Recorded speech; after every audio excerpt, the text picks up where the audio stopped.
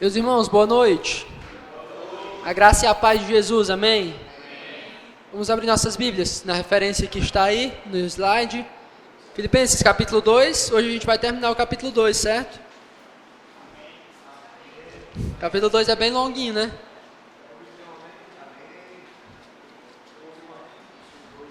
Depois o 3 e o 4 já era. Só dar aquela recapitulada legal para a gente lembrar um pouco do que a gente tem tratado. Após o início da nossa carta, a gente tem percebido, desde o início, aqueles momentos que Paulo falou sobre o relacionamento dele com a igreja, como o relacionamento deles era bom, né? Eu sempre falo isso porque para mim é uma das lições muito belas de Filipenses, o quanto é bonito e o quanto é interessante quando há um relacionamento de carinho, de afeto, de fraternidade entre um pastor e sua igreja. Na verdade, isso a gente não deveria achar estranho, mas muitas vezes é estranho. Ou muitas vezes a comunidade se dá mal com o pastor, a comunidade não gosta do pastor, ou muitas vezes a comunidade é estranha ao pastor, a comunidade é distante do pastor, e isso não combina com a visão, o cenário bíblico que nos apresenta das igrejas, né? Quando Paulo escreve suas cartas, é muito interessante que ele sempre trata os irmãos com muito carinho, e isso não de uma forma genérica, mas ele lembra do nome dos irmãos, ele lembra dos acontecimentos da igreja, ele lembra da história que eles tiveram, e esse carinho, esse afeto, esse amor entre pastor e ovelhas é algo muito belo em Filipenses, e isso gera neles uma preocupação com Paulo, uma preocupação com o que está acontecendo com ele, com a situação dele.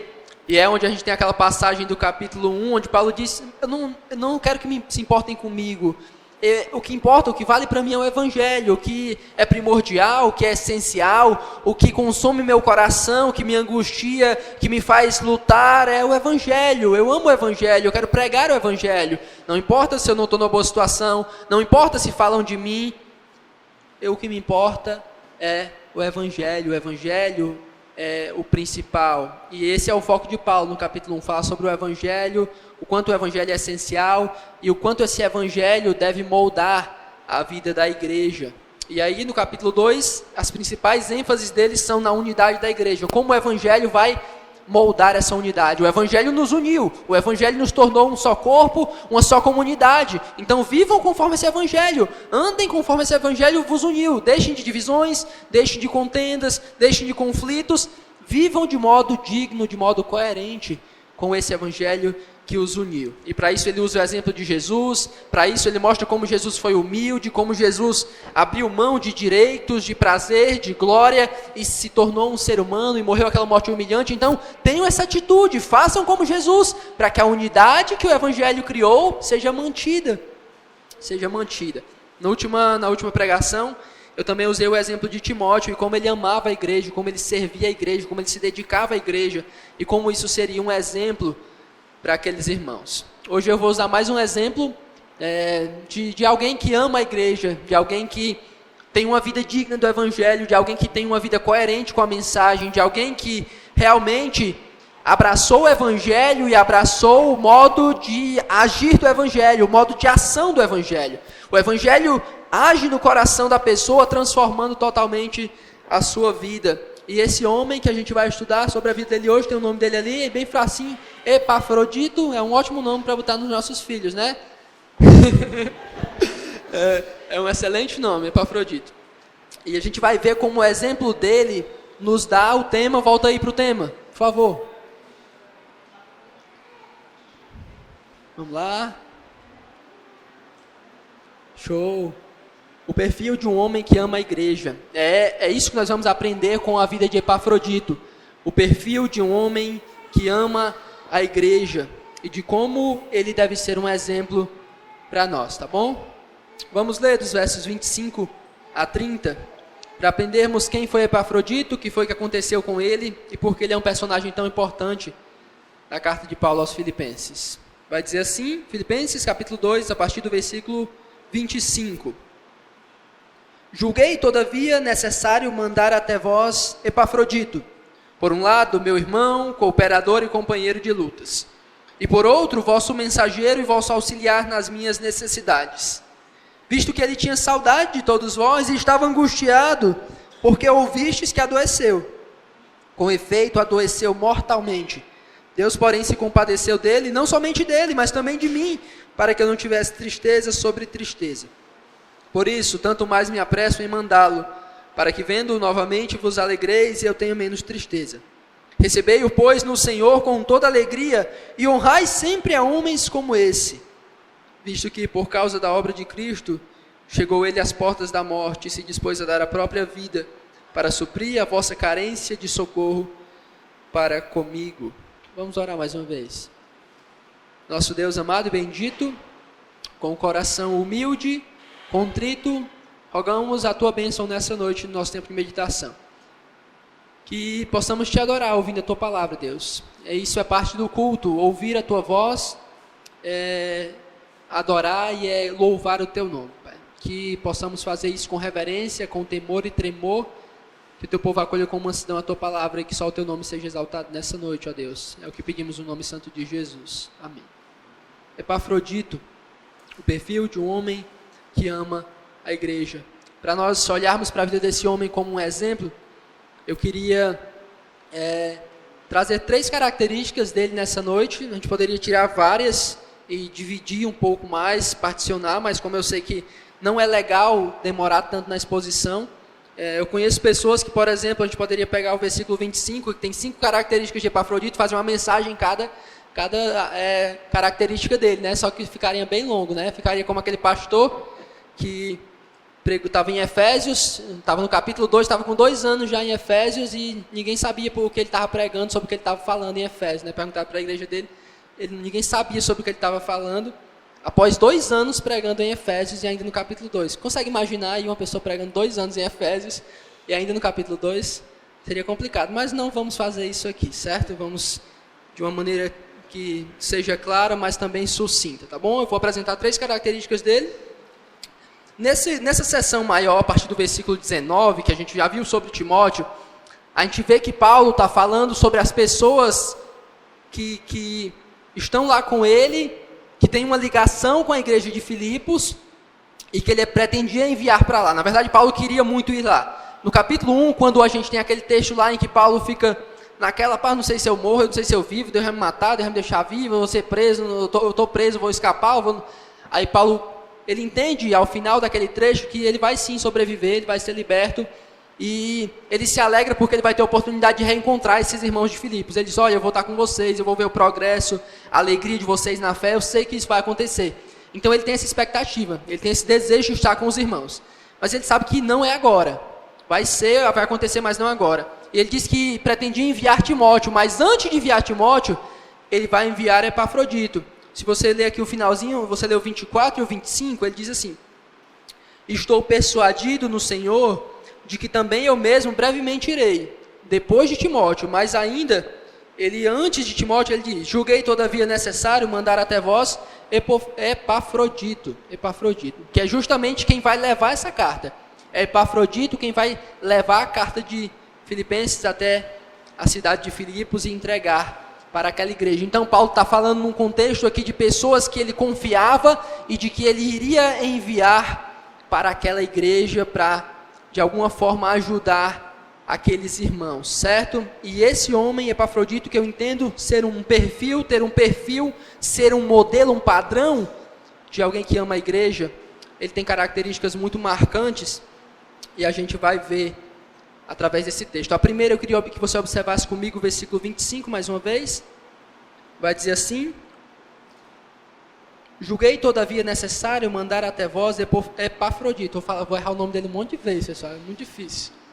Desisti já de botar o nome do meu filho. Vai dizer assim, Epafrodito, por um lado meu irmão, cooperador e companheiro de lutas, e por outro vosso mensageiro e vosso auxiliar nas minhas necessidades. Então, você percebe aí o que eu disse de início. Vai deixando aqui agora, por favor. Nessa passagem, nesse pequeno versículo, tem 5 características dele, você vai observando comigo, ó. Mandar até vós Epafrodito, por um lado meu irmão, Paulo fala sobre ele como sendo um irmão, alguém que ele tem mesmo como um irmão em Cristo, alguém que ele entende que é um cristão, cooperador, companheiro de lutas, e ali embaixo mensageiro e vosso auxiliar nas minhas necessidades. Então Paulo fala desse cara como alguém assim, de um nível muito alto no serviço a Deus. Paulo fala desse cara como alguém que realmente Paulo tinha em autoestima, porque as palavras que Paulo usa em referência a ele são palavras que o tornam um grande exemplo de serviço e de um homem que trabalha para o reino de Deus. Ele é meu irmão, ele é um cooperador, ou seja, ele trabalha junto comigo, ele age na obra junto comigo, ele é um companheiro de lutas. Então, nas dificuldades, olha, nós estamos juntos, nós estamos brigando juntos. Os inimigos, os adversários, os que perseguem, eu não estou só, Epafrodito está aqui do lado, eu estou lutando com ele está lutando comigo, ele é um companheiro diante das lutas. Aí eu já vou aqui explicar como foi que o desenrolar que a gente vai ver nessa passagem, como foi que começou. Porque Paulo diz que Epafrodito é um companheiro de lutas, né? E também as últimas características dele, mensageiro e vosso auxiliar nas minhas necessidades. Então Paulo está dizendo que ele é um companheiro de lutas, ou seja, eles lutaram juntos, estão lutando juntos, e em referência à igreja de Filipos, ele é um mensageiro da igreja, e ele é auxiliar da igreja nas necessidades do apóstolo Paulo. Qual o contexto aqui, o que está por trás, qual é o pano de fundo disso aqui? Paulo estava preso, certo? Paulo estava preso, e preso passa por dificuldades, preso passa por situações difíceis. E a igreja de Filipos, como a gente viu lá no comecinho, amava muito Paulo, queria muito bem a Paulo, se preocupava com ele, queria que eles tivessem melhores condições para servir o evangelho. E eles se preocupavam, então o que é que a gente pode fazer por Paulo? E aí eles pensaram no nome de Epafrodito e enviaram Epafrodito a Paulo com uma oferta. Os filipenses já tinham ajudado Paulo anteriormente financeiramente e agora fizeram isso novamente através de Epafrodito. Então, nesse momento, por exemplo, Paulo está escrevendo essa carta, Epafrodito está lá porque ele foi levar uma ajuda financeira e foi passar um tempo lá com Paulo, ajudando ele. Então olha para esse homem, ele é um homem que sai da sua região, e quando a gente pensa assim, né, que o cara foi ajudar Paulo ali em Roma, então ele pegou um Uber, chegou lá tranquilamente, em poucos minutos e estava de boa lá. Não. Viagem naquele tempo, se eu não me engano agora, o número que está aqui na minha mente é 1.300 quilômetros. 1.300 quilômetros, eu não sei o que é 1.300 quilômetros, Rio de Janeiro talvez 1.300 quilômetros, alguma coisa assim. Viajando em condições muito precárias, muito difíceis, e é o que vai explicar o que acontece mais na frente. Mas Epafrodito está disposto a isso. Ele fez isso e ele se tornou um companheiro de lutas de Paulo. Então, olhemos para Epafrodito como esse exemplo, como esse alguém que serve fielmente, como esse alguém que tem um serviço, uma atitude, uma dedicação que é irrepreensível, que Paulo não pode chegar e questionar Epafrodito, você não está fazendo correto, Epafrodito, você não está agindo corretamente como servo, não, ninguém tem nada a falar dele. Ele é servo, ele é irmão, ele é cooperador, ele é companheiro de lutas, ele é mensageiro, ele é auxiliar nas necessidades de Paulo, ele é um homem que é um total exemplo de alguém que estava pronto para servir Paulo lá na prisão, como para servir os filipenses também na sua igreja. A postura dele, o caráter dele é de servo, de alguém que se esforça, que se dedica e que se entrega pelo reino de Deus. Esse é Epafrodito, que Paulo poderia olhar para ele, esse cara coopera com o reino, esse cara está me ajudando, esse cara é meu companheiro nas lutas que eu tenho enfrentado, eu não tenho o que falar contra ele.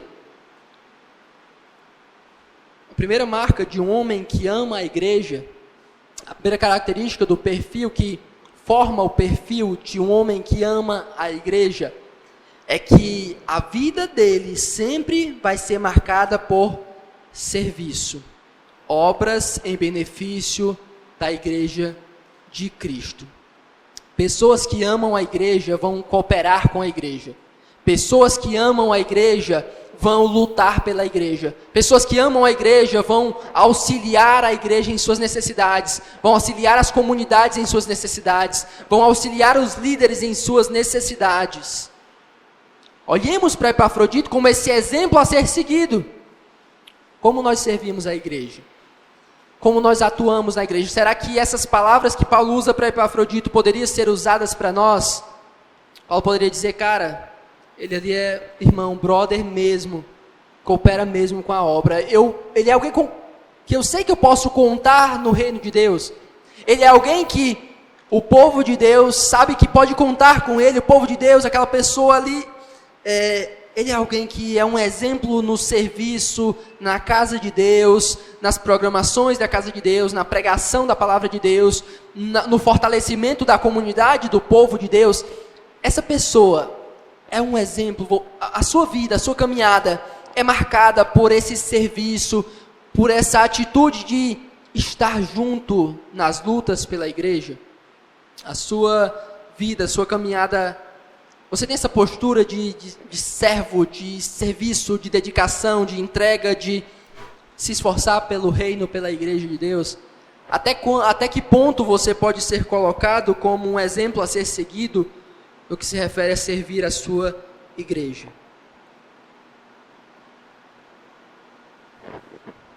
A gente vai desenvolver um pouco mais esse aspecto do serviço nos próximos pontos, mas a primeira coisa que marca Epafrodito e que é a característica do padrão do homem que ama a igreja é que ele vai servir. Entenda esse ponto numa simples frase: é impossível amar a igreja e não servir a igreja.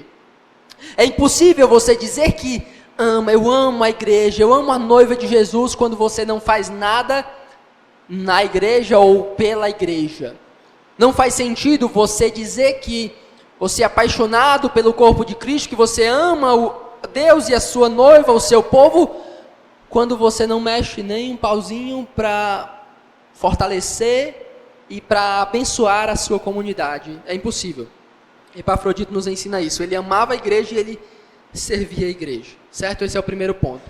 O serviço e a dedicação irrepreensíveis marcam a vida de Epafrodito. Segundo ponto, a gente vai dar um pulinho para os versículos 28 a 30. Eu organizei assim, certo? Versos 28 a 30. E a gente vai entender um pouco mais do que aconteceu com Epafrodito, por mais que eu já tenha mencionado algumas vezes, tá bom? 28 a 30 diz assim: por isso, tanto mais me apresso em mandá-lo, para que vendo-o novamente vos alegreis e eu tenha menos tristeza. Recebei-o, pois, no Senhor com toda alegria e honrai sempre a homens como esse, visto que por causa da obra de Cristo chegou ele às portas da morte e se dispôs a dar a própria vida para suprir a vossa carência de socorro para comigo. Se a primeira característica de alguém que ama a igreja, que marca a vida de Epafrodito, que serve para nós, é o serviço, é servir e se dedicar à igreja. O segundo vai além disso. É uma atitude, uma postura que vai além de servir ou de fazer algumas coisas pela igreja. Mas é uma coragem, ou uma disposição, ou uma atitude de encarar desafios severos em favor do reino de Deus. Quem ama a igreja não apenas serve e faz coisas pela igreja, mas ela tem uma coragem, uma disposição de encarar desafios em favor do reino de Deus. Por quê? Eu já falei que Epafrodito foi ele foi servir Paulo, levar a oferta, tá bom? E eu falei que a viagem era longa, mas tente perceber as condições, tente perceber como é arriscado, tente perceber como era difícil. Ele poderia estar na região dele, Filipos era uma localidade boa, era uma região boa, tranquila, em que ele poderia viver uma vida confortável, uma vida tranquila. Mas ele abre mão disso e ele vai servir a Paulo. Mas acontece algo no caminho, que muito provavelmente não era algo estranho naquela época, não é algo assim, nossa, aconteceu isso com Epafrodito. Era algo talvez mais comum. Quando o Epafrodito chega a Roma, para servir Paulo, Epafrodito fica muito doente. Muito doente. Epafrodito, a gente não sabe ao certo o que foi que ele pegou. Não era corona, não tinha ainda naquela época. Mas foi muito provavelmente algum tipo de vírus. Algum tipo de vírus que era comum naquela época, higiene, aquela série de coisas antigas que a gente sabe que os cuidados não são como hoje. E ele pegou algum tipo de vírus, alguma doença que o fragilizou muito, que assim que ele chegou para servir Paulo, ele estava derrubado, caído assim para morrer mesmo. No versículo 27, Paulo, para explicar sobre a doença dele, diz assim: com efeito, adoeceu mortalmente, ou seja, era para morrer mesmo, era aquela coisa assim de caído, que não tinha mais, ninguém tinha mais expectativa, ninguém via como ele se levantar, ninguém via como fazer nada, não tinha erva que curasse, não tinha o que fazer, estava morrendo. Epafrodito ficou numa condição muito, muito ruim na sua saúde. E ele sabia desses riscos quando ele foi. E mesmo assim ele foi. Ele encarou o desafio. Mesmo assim ele foi lá, meteu as caras e viajou mais de 1.000 quilômetros até Paulo para servir Paulo. Ele não ia ter nenhum benefício financeiro, nenhum benefício de status, nada. Ele queria servir, ele queria topar o desafio. A igreja se reuniu ali, vamos fazer a sessão aqui. Todo mundo, vamos mandar alguém, todo mundo Epafrodito. Eu vou. E aí eu topo, eu vou fazer isso. Mas Epafrodito, pode ser que tu fique doente no caminho. Epafrodito é muito longe, pode morrer, pode ser assaltado, pode pegar alguma doença. Eu topo o desafio, eu vou servir a Paulo, eu vou fazer o reino de Deus se expandir, eu quero ajudar aquele homem. Ele vai, ele fica doente, ele quase morre, mas escapa. Ele escapa, como também diz no versículo 27, ele adoeceu, mas Deus se compadeceu dele, se compadeceu de Paulo. E ele escapou, ele sobreviveu. E agora, ele, muito em breve, já vai voltar para a igreja de Filipos, ele já vai retornar. E esse é um novo desafio para ele, porque ele tinha ido servir a Paulo, ele tinha ido estar com Paulo, mas as coisas não saíram como ele planejava. Ele não pôde passar o tempo que ele queria com Paulo, e agora ele vai ter que voltar, porque ele sabe que a igreja de Filipos está sofrendo muito por saber que ele não está bem. A igreja de Filipos está preocupada com ele porque ele não está bem. Porque ele não está bem. Paulo também descreve nos versículo 30, o que a postura dele nos fala sobre ele, né? Visto que por causa da obra de Cristo chegou ele às portas da morte e se dispôs a dar a própria vida para suprir a vossa carência de socorro para comigo. Então Paulo está dizendo, olha, vocês vão receber Epafrodito porque ele sim se colocou, entregou a sua vida, ele se entregou, ele disse que não considerava a sua vida preciosa, ele vai, eu quero servir, eu quero fazer isso pelo reino de Deus, eu estou disposto a ir, eu quero cumprir minha missão. O que Epafrodito está nos ensinando, o que a vida de Epafrodito está nos ensinando, é que quem ama a igreja, encara desafios pela igreja. Quem ama a igreja faz coisas meio loucas pela igreja. Quem ama a igreja faz coisas que ela não consegue explicar porque ela fez pela igreja, mas ela entende que ela tem uma missão, ela entende que ela tem um propósito, ela entende que ela tem algo a fazer. E Epafrodito diz, olha, eu vou servir a Paulo, é difícil, é complicado, é longo, eu posso sofrer algo, mas eu vou. Agora ele estava lá com Paulo e ele descobre que os irmãos estão sofrendo em Filipos. Eles ficaram sabendo que ele estava doente e agora, Paulo, eles estão lá sofrendo, preocupados comigo. Ele era um líder, a igreja amava ele, souberam que ele estava muito doente, pensavam que ele ia morrer. E agora, Paulo, olha, Epafrodito, você vai ter que ir para lá, para renovar as esperanças daqueles irmãos. Paulo, eu vou. Epafrodito, semana passada estava aí morrendo, deitado em coma, e agora ele vai fazer aquela viagenzinha de novo, de 1.000 e poucos quilômetros. Vai, Epafrodito, tu quer ir mesmo? Eu vou, Paulo. Eu tenho que ir para os meus irmãos, eu tenho que consolar os meus irmãos, eu tenho que estar com eles novamente. Eu usei semana passada, falei sobre o exemplo de John Patton, né? Que queria ser missionário, os índiozinhos bem levezinho, que só comia carne humana. E o cara chega para o John Patton e diz, olha, o que você vai fazer lá, cara? Eles vão comer a sua carne. E John Patton diz, meu amigo, falando com o senhor que estava conversando com ele, você está bem avançado em idade, já está bem velhinho, logo logo você vai morrer, você vai para a sepultura e vai ser comido por vermes, vão devorar você. Então, se está entre essas duas coisas, ser comido por vermes aí para a sepultura, ou ser comido por canibais, indo pregar o evangelho de Jesus, então eu vou pregar o evangelho e que seja que os canibais comam a minha carne, contanto que eu faça algo para Deus. Epafrodito não estava preocupado com o seu bem-estar, com a sua saúde. A gente vai ver isso um pouco mais na frente, mas ele simplesmente diz isso: eu tenho uma missão, eu tenho algo a fazer, eu tenho algo a cumprir, eu tenho que ter coragem de encarar os desafios que vão fazer o reino de Deus progredir.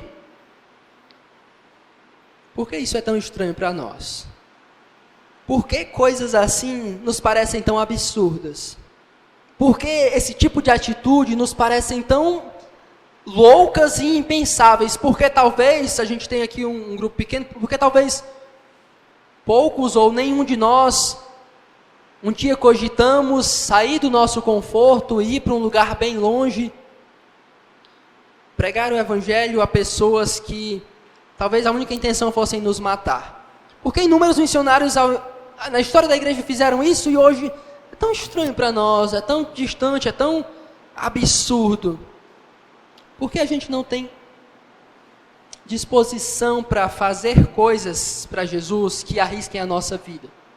Por que a gente quer sempre se manter apenas naquele quadrado confortável em que ninguém vai fazer nada contra nós, em que ninguém vai nos machucar, em que a gente vai viver nossa vida cristã tranquila, sem sofrer nenhum dano? Por que a gente mudou tanto? Por que a gente diz que ama a igreja, mas a gente não está disposto a sofrer nada pela igreja?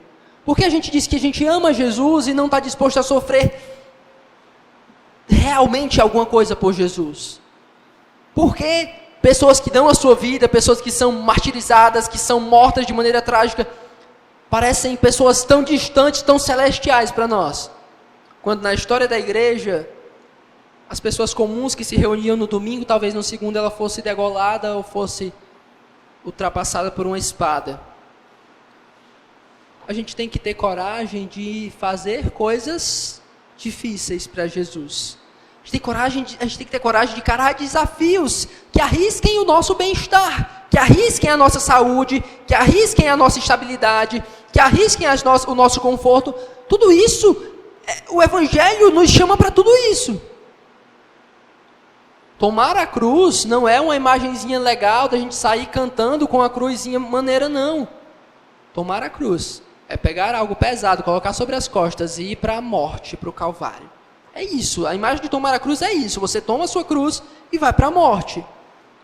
Porque todos esses conceitos nos parecem tão estranhos e parece que nunca vai acontecer com a gente. Não, eu vou viver minha vida cristã na comunidade aqui tranquila e nunca vai acontecer nada de ruim, mas é sempre de boa, eu nunca vou fazer nada radical. Acho que a gente pode pensar um pouco mais sobre isso, analisar isso e pensar em maneiras de fazer coisas radicais para Jesus e arriscar nossa vida por Jesus. Porque pessoas que amam a igreja fazem coisas loucas, radicais e perigosas para que o nome de Deus seja glorificado e para que o evangelho seja compartilhado. Certo? A primeira característica do perfil do homem que ama a igreja é que ele serve, ele se dedica pela igreja. Realmente, a sua comunidade, as pessoas à sua volta, ele se dá, ele se doa, ele faz o que ele pode. Mas ele também tem coragem de fazer coisas loucas que saem daqui do âmbito de comunidade, eles vão para outros lugares, eles arriscam suas vidas. Pessoas que amam a igreja fazem isso. A gente tem que considerar fazer isso em algum momento da nossa vida. A última característica de Epafrodito, versos 26 e 27. Vai dizer assim: visto que ele tinha saudade de todos vós e estava angustiado porque ouvistes que adoeceu. Com efeito, adoeceu mortalmente. Deus, porém, se compadeceu dele, não somente dele, mas também de mim, para que não tivesse tristeza sobre tristeza. O homem que ama a igreja, ele serve a igreja, ele tem coragem de fazer coisas perigosas e se arriscar pela igreja. Mas ele também tem uma disposição de coração de se preocupar com a igreja. E não somente se preocupar, não somente um incômodo, mas um incômodo tão grande que o incômodo pela igreja, pela saúde, pela pureza, pela integridade da igreja é bem maior do que a preocupação que ele tem por ele mesmo. Coloca aqui o verso 26, por favor, Pedro Lucas. Vamos notar alguma coisa interessante no versículo 26. Olha só como isso é interessante, perceba. Ele está falando de Epafrodito, vai enviar Epafrodito, certo? Descreve Epafrodito e diz: visto que ele tinha saudade de todos vós. Ou seja, eu vou enviar Epafrodito, e ele é alguém que está com muita saudade de vocês. E estava angustiado porque ouvistes que adoeceu. Essa versão deixa um pouco estranha a nossa leitura. Angustiado porque ouvistes que adoeceu. Ou seja, ele estava angustiado porque vocês ouviram que ele adoeceu. É isso que Paulo está dizendo, olha... Epafrodito estava angustiado porque vocês ficaram sabendo que ele adoeceu. Por que isso é interessante? Olha só, Epafrodito estava muito doente, ele não está recuperado ainda, não tem tratamento, sei lá o que ele estava tomando ali para melhorar, não tem, ele ainda não está bem 100%. Mas ele ficou sabendo de uma coisa, ele ficou sabendo que lá em Filipos já estavam sabendo da doença dele, e que lá em Filipos as pessoas estavam preocupadas. E agora a postura dele é que ele está angustiado, porque ele ficou sabendo que os irmãos de Filipos estavam preocupados. O que é que Paulo está dizendo? Epafrodito não está preocupado com o bem-estar dele. Epafrodito não está preocupado com a saúde dele. Epafrodito não está preocupado com o conforto dele. Epafrodito tem uma preocupação, que é o fato da igreja estar sofrendo por causa da saúde dele. Olha como isso é fantástico. Ele não estava se preocupando com o bem-estar dele. Ele não estava preocupado com a saúde dele. Ele só tinha uma preocupação.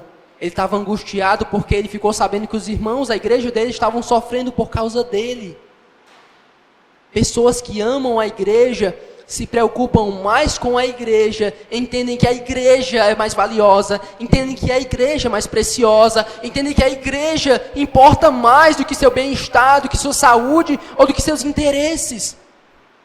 O homem tinha adoecido mortalmente, o homem estava muito, muito mal ainda, ia fazer uma viagem longa, mas ele vai porque ele está tão angustiado, porque ele sabe que assim que ele vê os seus irmãos, eles vão ter novas esperanças, eles vão se renovar as suas esperanças e ficar com o coração mais confortado.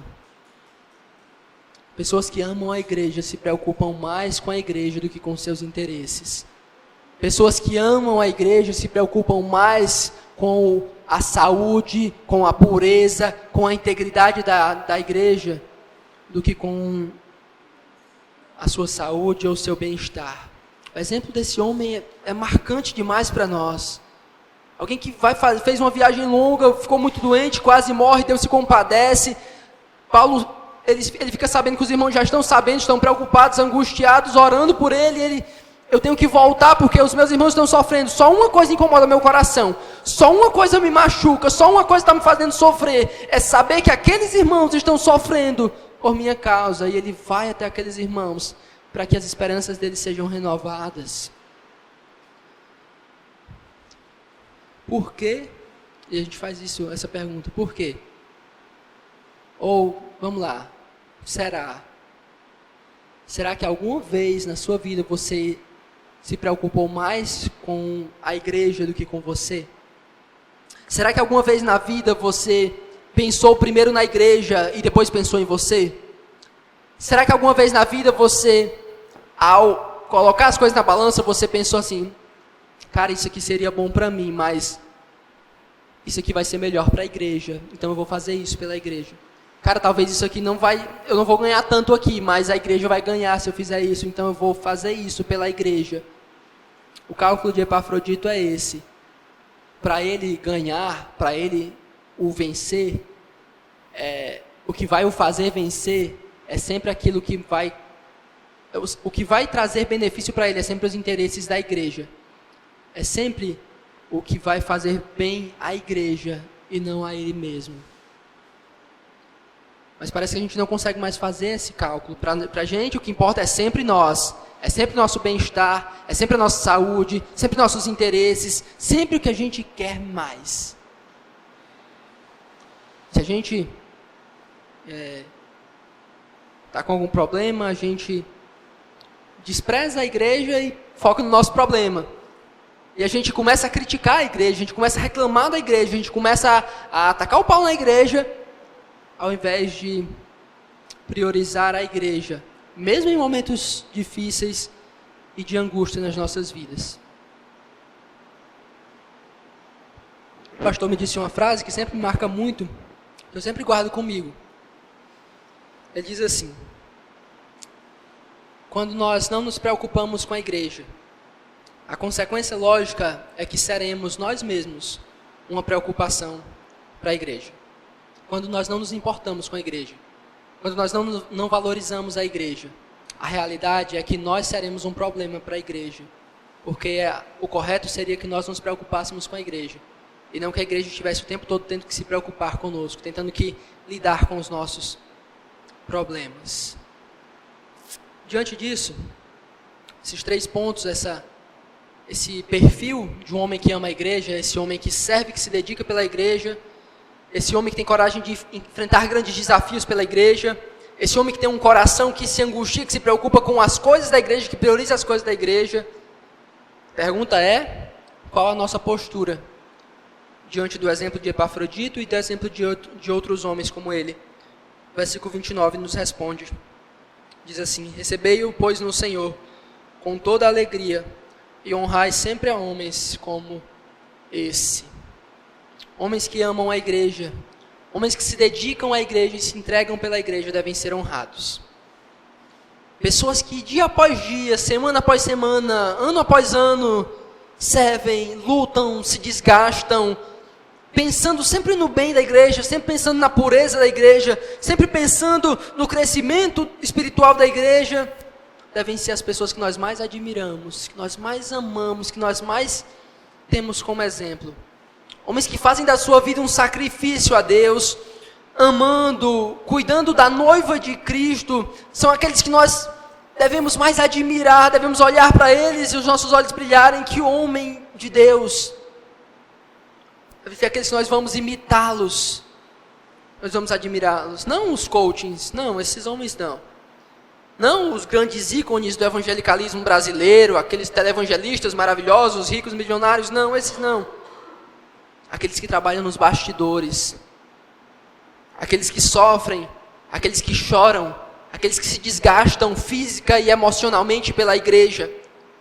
Esses são os que merecem ser honrados. Olhe para os homens simples.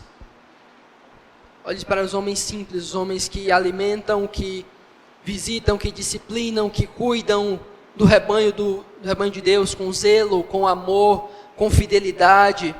Olhe para a vida deles, admire a vida deles, lhes dê a honra que é devida, encoraje, incentive-os, siga os passos desses homens, tratem-os com amor, com respeito, com admiração, pois isso é um mandamento de Deus.